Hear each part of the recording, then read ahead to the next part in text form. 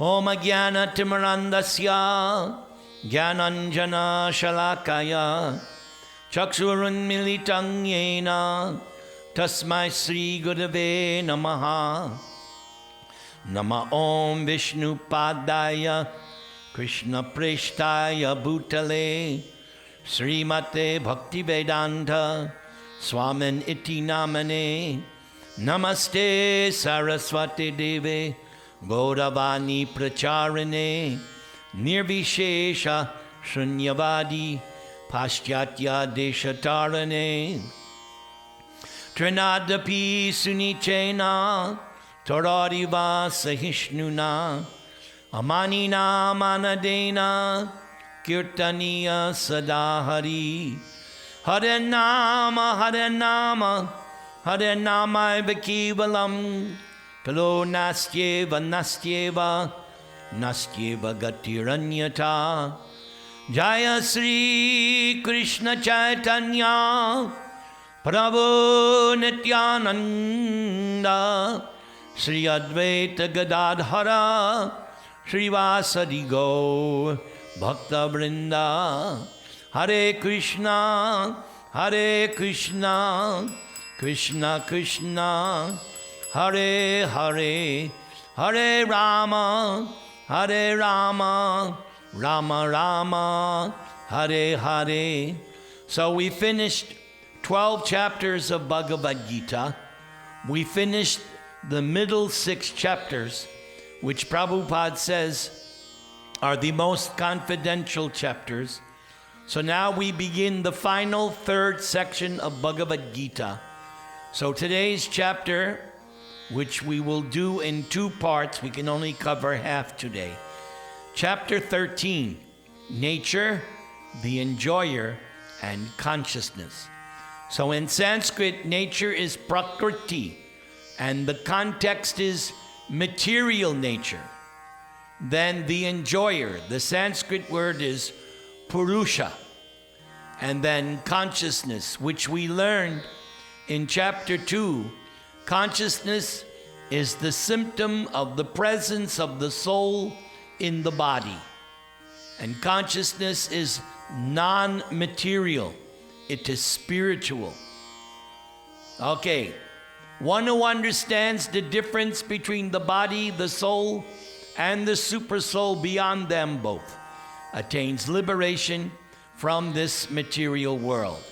So those of you who liked Sanskrit, you can see the Devanagari there, or else read the Roman transliteration along with me. Arjuna uvacha prakriting purushang chaiva kshetrang kshetragyame etad veditum ichchami jnanam gyeyam chakeshava. Sri Bhagavan uvacha idang sharirang kaunteya kshetram ityabadiyate etad yoveti tang prahu kshetragya ititad vida. Arjuna said, "Oh my dear Krishna, I wish to know about Prakriti, nature, Purusha, the enjoyer, and the field, and the knower of the field, and of knowledge, and of the object of knowledge."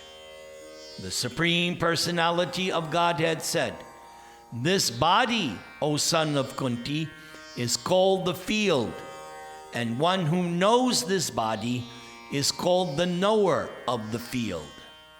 Let's go to the next verse.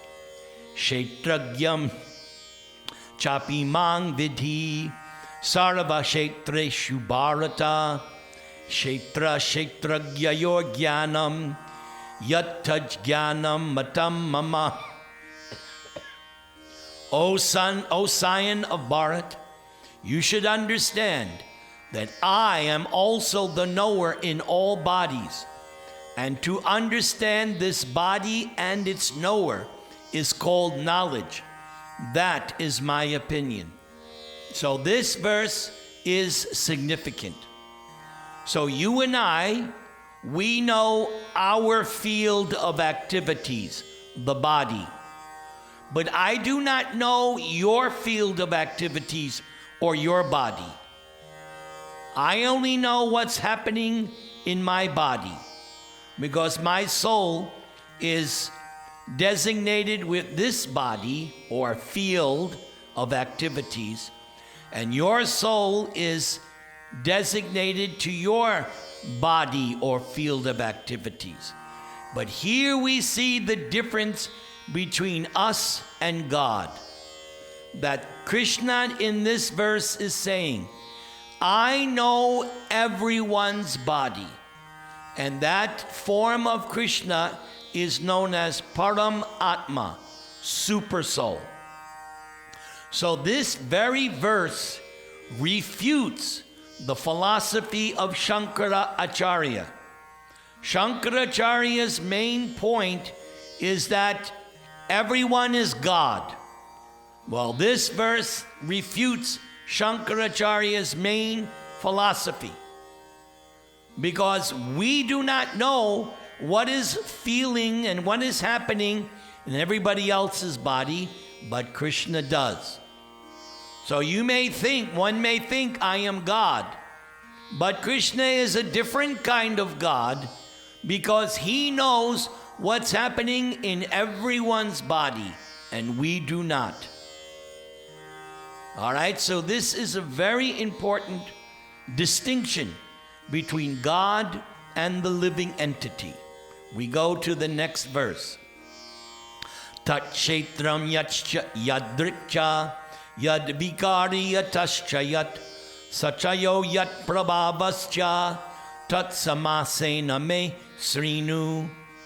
Now please hear my brief description of this field of activity, how it is constituted, what its changes are, whence it is produced, who that knower of the field of activities is, and what his influences are. Next verse. Rishi bir bahuda gitam chandobhir vividhai pritak brahma sutra padaischaiva hetumadbir vinishchitai. That knowledge of the field of activities and of the knower of activities is described by various sages in various Vedic writings. It is especially presented in Vedanta Sutra with all reasoning as to cause and effect.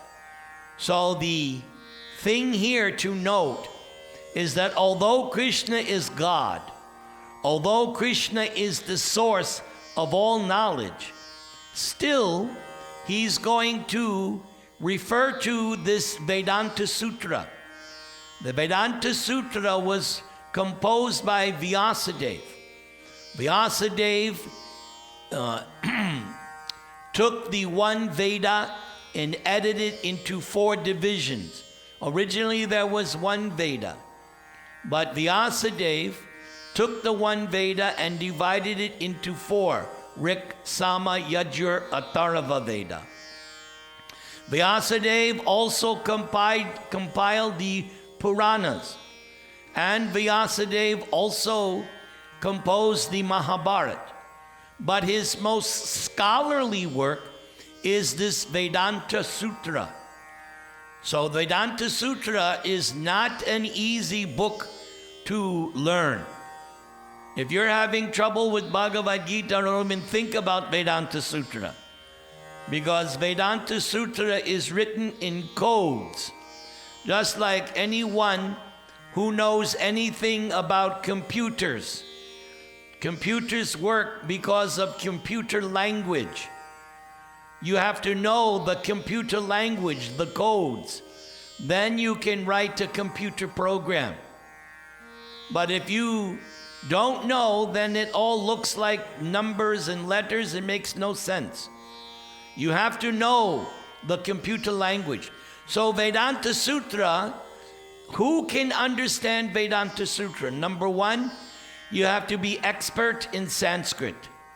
Number 2, you have to be familiar with the 108 Upanishads, which were also compiled by Vyasadeva.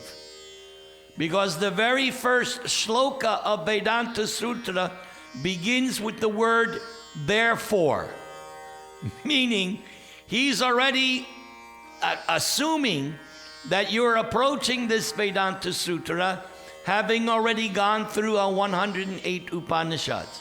Another example, you cannot begin calculus unless you already know arithmetic, algebra, trigonometry, because the science of calculus is on a whole other level. You have to know the preliminary stuff. So Krishna is saying this knowledge that he's speaking about is especially presented in Vedanta Sutra, cause and effect. All right. Now we go to the next two verses. Mahabhutanya hankaro buddhir avyaktam evacha indriyani dashaikangcha pancha jendriya gochara icha dvesha sukam dukam sangatas chetana driti etat kshetram samasena sa vikaram udaritam. The five great elements, well, that we already studied in chapter 7. Bhumir apa nalo vayu, earth, water, fire, air, ether or sky. Those are the five great elements. False ego. What is false ego? You identify as something of this material world. Real ego is I am Krishna's eternal servant. That is true ego.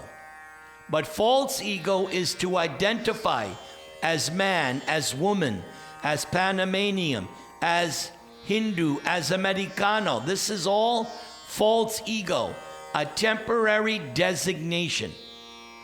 True ego, I am Krishna's eternal servant.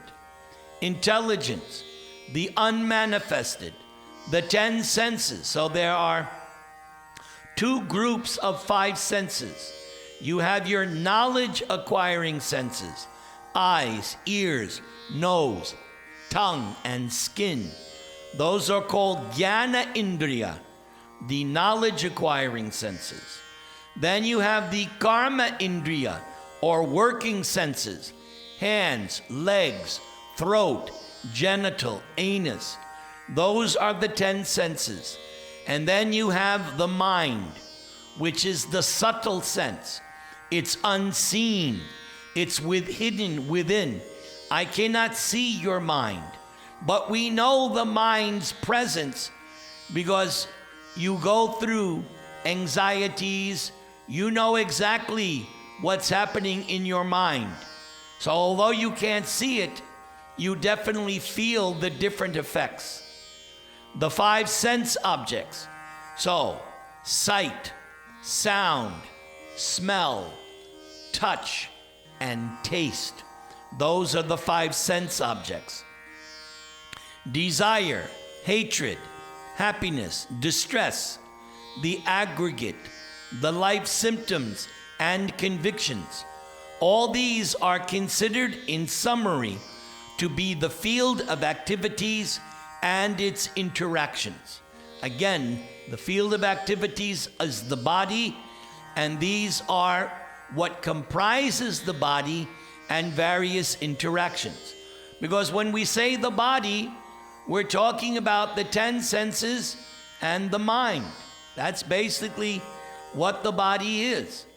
And then these other things are the interactions.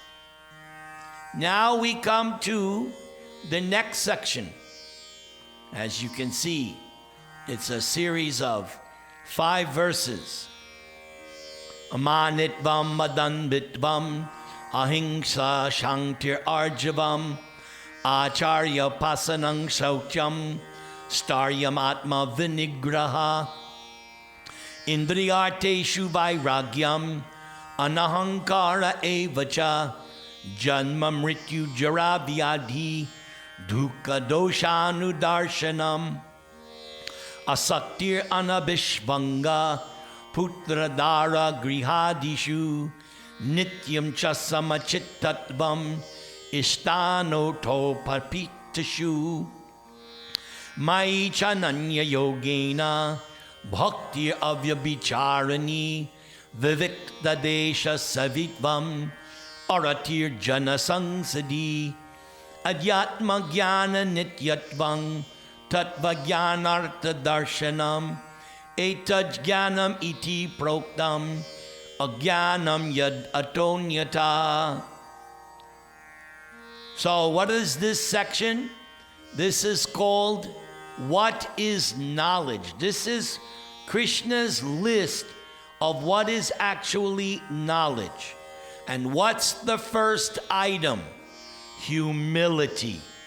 This I find very significant. That Krishna's first item, there's going to be about 20 items listed here. The first item, humility. Lord Chaitanya also tells his devotees, wear around your neck the third shloka of Shikshastakam, which I chant before every class. Trinadapi sunichena.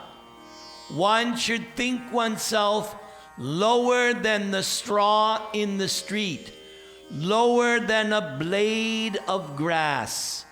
Humility, humility, humility. That's the first sign of knowledge. Along with that, pridelessness, nonviolence, tolerance, simplicity, approaching a bona fide spiritual master. We learned in chapter 4, Krishna also told Arjuna, Tadvidi pranipatena. If you want to understand transcendental knowledge, you have to become submissive to a spiritual master. Inquire from the spiritual master and render menial service. Cleanliness. There's two kinds of cleanliness. External, taking care of the body, your home, your car, your workplace, your clothes. All external things should be clean. And then there's internal cleanliness. How do you achieve internal cleanliness? By remembering God throughout the day. That's how you keep yourself internally clean. Steadiness, self-control. So there's control of the senses and there's control of the mind. Renunciation of the objects of sense gratification. Absence of false ego. The perception of the evil of birth, death, old age, and disease. We are certainly learning this in this age of COVID. We are all learning the evil of this COVID disease. Detachment. Freedom from entanglement with children, wife, home, and the rest. Even-mindedness amid pleasant and unpleasant events. Constant and unalloyed devotion to me. That's another big item. If you can reach this stage of constant and unalloyed devotion to Krishna, you are in knowledge. Aspiring to live in a solitary place. Detachment from the general mass of people. Accepting the importance of self-realization. Yes, the first shloka of the Vedanta Sutra, Atato Brahma Jigyasa. Atato, therefore, Brahma Jigyasa. You have come to this stage of life. Your main priority is self-realization. That's knowledge. You should see life as my top priority is self-realization. Yes, I have to do my work. Yes, I have to take care of my family.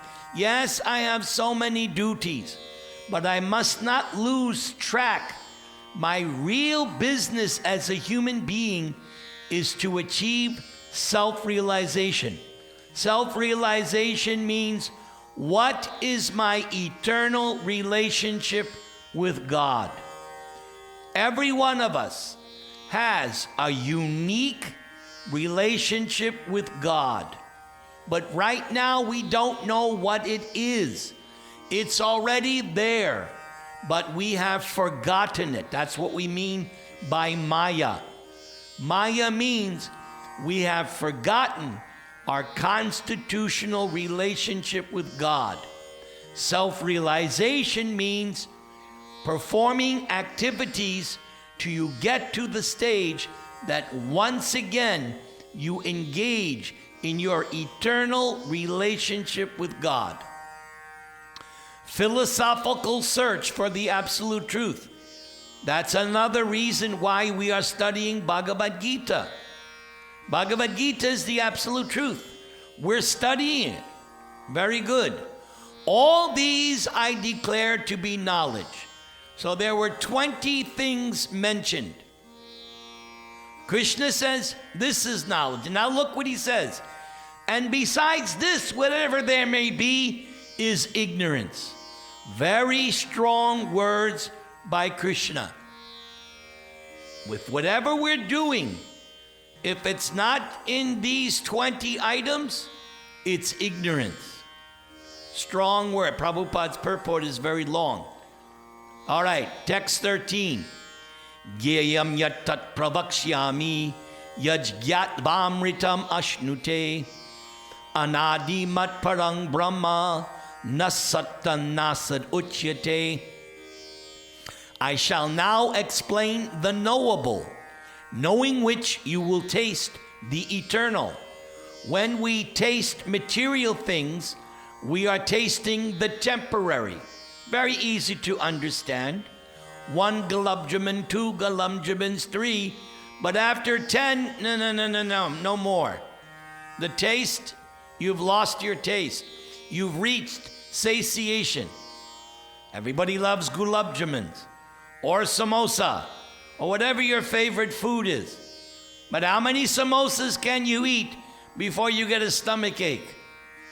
Everything material has a satiation point. But when it comes to spiritual topics, those things are eternal. You can read Bhagavad Gita every day and never get tired. You can chant this Hare Krishna Maha Mantra. Hare Krishna, Krishna Krishna, Hare Hare. I've been chanting this mantra every day for over 45 years. Still, it is fresh and enjoyable. It is not hackneyed. It's not a chore. I look forward to chanting this Maha Mantra. Why? Because it is the eternal. Why do I do these classes for you? Because these classes are the eternal. Brahman, the spirit, beginningless and subordinate to me. So Brahman means the soul, the Atma. It is spiritual. We learned this in chapter 2. Krishna began his teachings in Bhagavad Gita in chapter 2 on this point. You're not your body. You're not your mind. You're not anything material. You are Brahman, Atma, spirit. And look at this word, beginningless. That was also mentioned in chapter 2, right from the very beginning. Never was there a time when I did not exist, nor you, nor all these kings. Neither in the future shall any of us cease to be. Very powerful verse. One of the first things Krishna spoke. Never was there a time when you did not exist. You, I'm looking at all of you. You always existed, but not as G2. G2 is only now. You were somebody else before this. Same way with Simran and Meenakshi and even the great Shrilesh. You are Shrilesh in this lifetime, but in the past, who knows? Maybe you were a woman. That's quite possible. So, same with me. In my past life, I might have been a monkey. We have had so many lifetimes, so many bodies, but the soul, the real me, the real you, has always existed. This is a fantastic, if you can grasp this concept, you are on the path of liberation. And neither you will die. That was also learned in chapter 2. Nahanyate hanyamane sharire. That was repeated a few times in chapter 2. The soul does not die. Death is an illusion. The body dies, not you. You go on. And subordinate to me, yes, the soul is subordinate to Krishna. Even in liberation, even if you enter the spiritual world, you will still remain subordinate to Krishna. Sorry. It's not that when you become liberated, now I become one with the God. No, that is Shankaracharya's nonsense Mayavad philosophy, which Lord Chaitanya kicked out, defeated, rejected. No, the soul is always subordinate to God, either in the liberated condition or in the conditioned state as we are now. We will always be subordinate. Sorry, you may not like that, but that's the facts of life. Lies beyond the cause and effect of this material world, because the material world is created and destroyed constantly, but the soul was always existing, even during the different destruction and creation phases. You always existed. Saravatak pani padang tat, saravatak shiro mukam, saravatak shruti maloke, sarvam avritya tishtati. Now, this is the other Brahman. So the first Brahman was you and I, the soul. But then there's another Brahman, Pada Brahman, super soul. Everywhere are his hands and legs. I already said, Krishna is in everyone's heart. I am located in this body. You are located in your body. But Krishna is in everybody's body. Therefore, everywhere. And the form of Krishna in the heart is four-handed Vishnu. That's the form that's in your heart.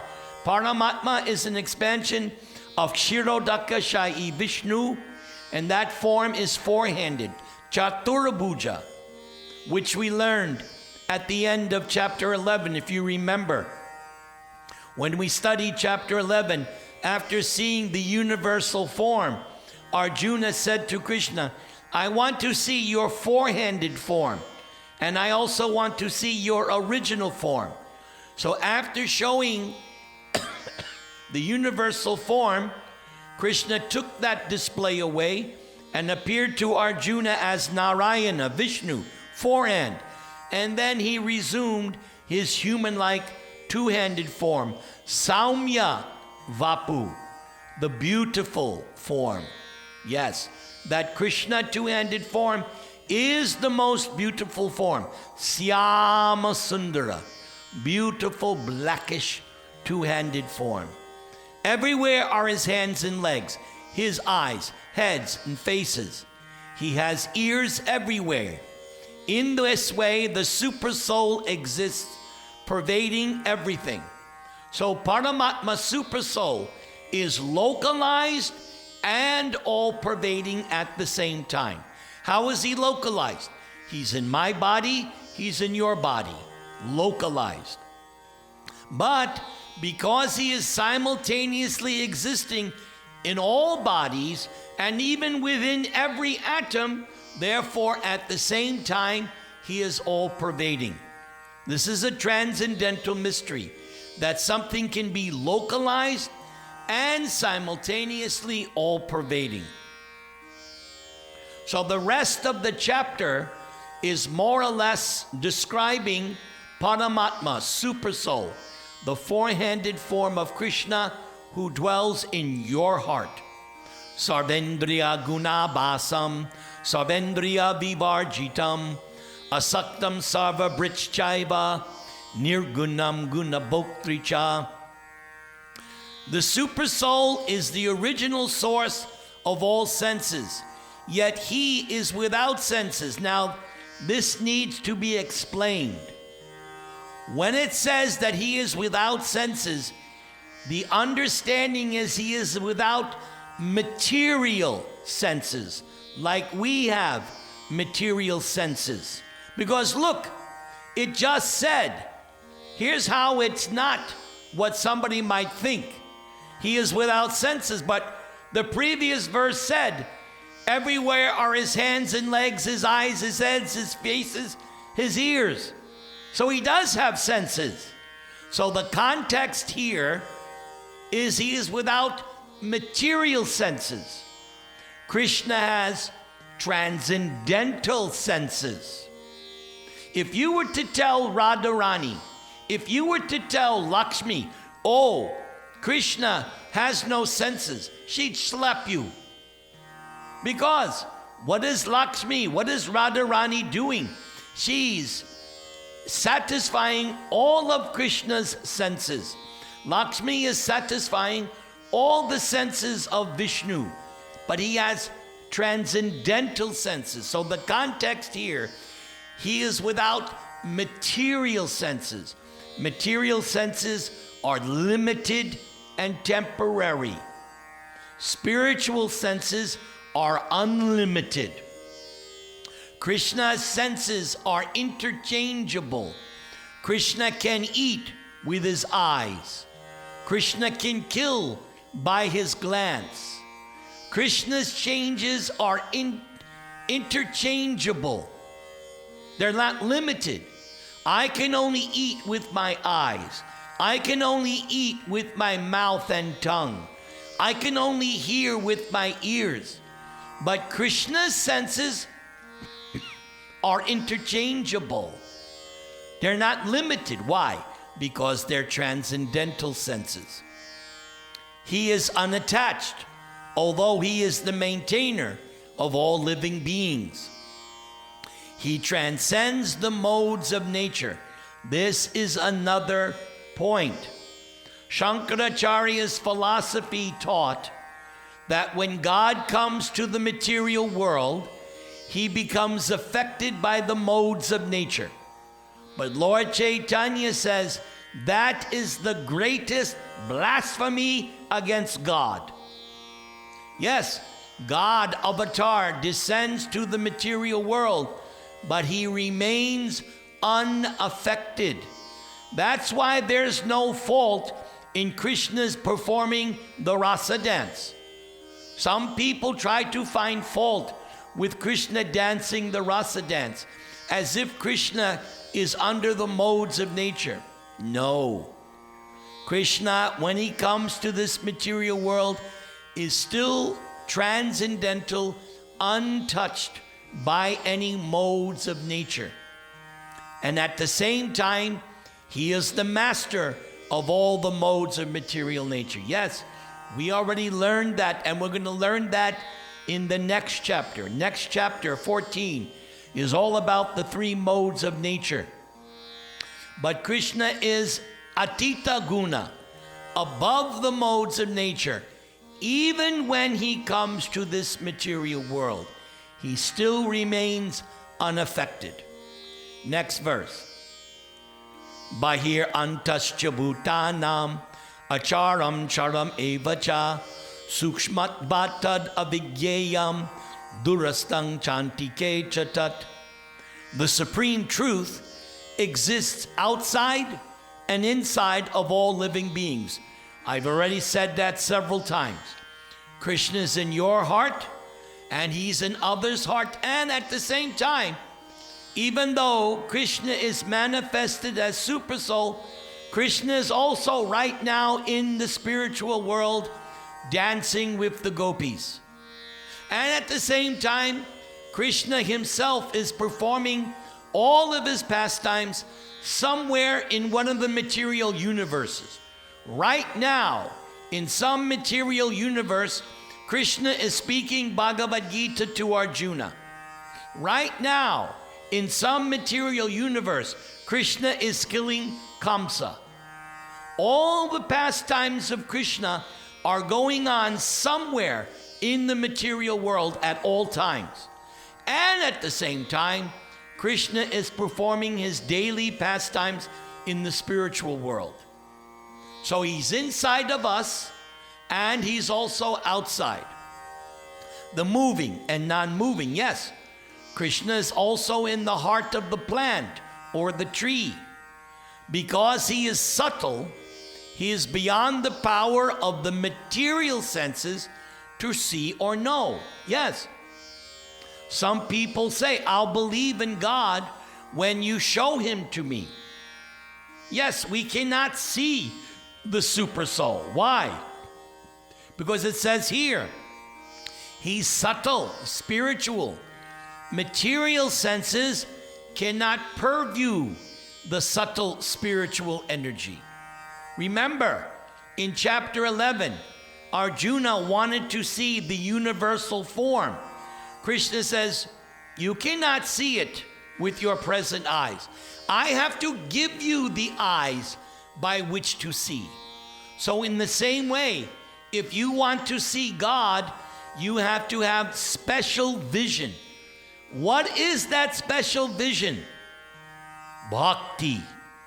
That's the special vision to see God.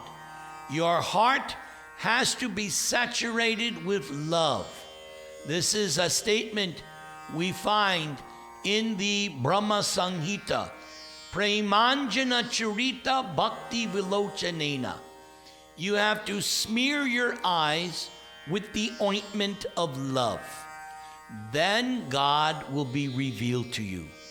Even though he's there in your heart, he won't reveal himself until your heart is clean of all material desires. Lord Chaitanya says, first order of business, Cheto Darpana Marjanam. Cleanse the heart. Cleanse the consciousness. That's why we can't see God, because there's too much material contamination. But by chanting Hare Krishna, gradually, little by little by little, consciousness is cleansed. And when your heart is completely cleansed of all material contamination, you will see yourself and God simultaneously. You'll also see the real you, not the one you see in the mirror. That ain't you. I'm 70 years old. When I look in the mirror, I go like this. But then I think, oh, that's not me. I have not seen the real me yet. But when my heart is completely clean, then I will see myself and God. Although far, far away, he is also near to all. Yes, Krishna lives in his abode billions and billions and billions of miles away, but he's also right there in your heart.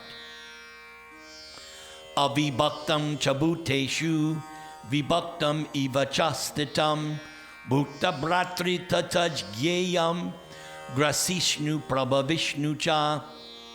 Although the supersoul appears to be divided among all beings, he is never divided. He is situated as one. Yes. So yes, although Krishna is in my heart, in your heart, there's still only one Krishna. This was also mentioned by Bhishma Dev on his deathbed. When Bhishma Dev, Krishna was at Bhishma's feet. Bhishma Dev was waiting for the opportune moment to give up his life on the battlefield of Kurukshetra. After the war, he was waiting. Krishna came with the Pandavas, and Krishna was at Bhishma's feet. And Bhishma was looking at Krishna, and he was seeing Krishna as four-handed. Not Krishna was there in two arms, but what was Bhishma seeing? He was seeing Narayan, because that was the form he most appreciated. And Bhishma offered beautiful prayers before giving up his air of life. And one of the things Bhishma Dev said, the sun may be reflected in many pots of water, but there's only one sun in the sky. There may be hundreds of pots of water, noonday sun in Panama. When it's not raining, it's blazing, shining sun, right? Right? So if you took 100 water pots noonday, no rain, no clouds, the sun will be reflected in every pot, and it will look like there's 100 suns, but they're just reflections. There's only one sun. So in the same way, there's one Krishna, but he is reflecting in everyone's heart. So although he appears to be divided, he is never divided. He is situated as one. Although he is the maintainer of every living entity, it is to be understood that he devours and develops all. Yes, remember when we studied chapter 11, Arjuna asked the universal form, "Who are you? What is your mission?" And the universal form said, "I am time, and I have come to destroy everything." That's what time is doing. Imperceptibly, every day you're not getting younger, are you? Every day you're getting older. One day you wake up, oh my God, I have gray hair. What happened? All of a sudden, I used to be young and full of vitality, but now I have wrinkles. What happened? Time. Time is gradually dwindling. Now I'm 70 years old, and day by day, another ache, another pain, another gray hair, another wrinkle. And the body is feeling the effects. It's dwindling. That's because of time. Jyoti sham apitaj jyotis tamasa param uchyate jnanam gyayam jnanagamyam hridi sarvasya vishtitam. He is the source of light in all luminous objects. Yes, Krishna, we learned this several times already in Bhagavad Gita. Krishna is the source of everything. It was also one of the Chatu Shlokis in chapter 10. Arham Sarvasya Prabhava. Everything comes from Krishna. What to speak of light? He is beyond the darkness of matter and is unmanifest. Yes, we already explained. He's all pervading. He's in your heart, but we don't have the eyes to see. He is knowledge. He is the object of knowledge. He is the goal of knowledge. He is situated in everyone's heart. So actually this Bhagavad Gita is directing us to understand Krishna in the heart. Okay, we'll stop here and we'll finish this chapter next week. Now we'll do Kirtan.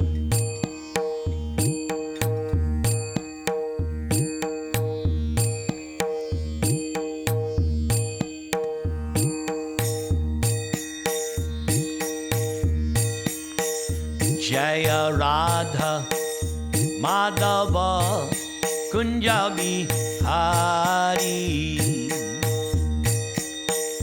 Jaya Radha Madhava Kunjabi Hari. Gopi Jana Vallabha Girivaradhari.